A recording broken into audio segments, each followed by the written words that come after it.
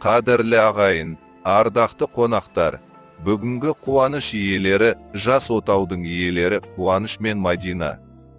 Бүгін екі жүректің, екі тағдырдың тоғысқан күні.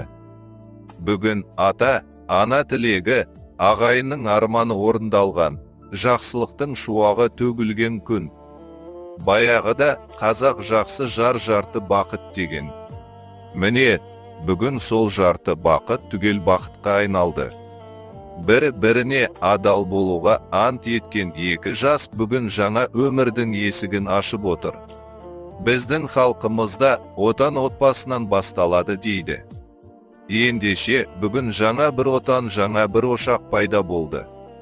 Бұл отаудың іргесі мықты, шаңырағы биік, босағасы берік болсын.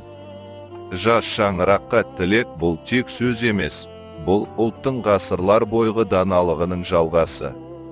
Ата, баба рухы бүгін сендерге қарап тұр. Біріңді сыйлаңдар, сабырлы болыңдар, бірлікті сақтаңдар. Деп тұрғандай. Қуаныш, сен енді тек ұл емессің. Сен енді бір әулеттің тірегі. Мадина, сен енді тек қыз емессің. Сен енді сол әулеттің жүрегі.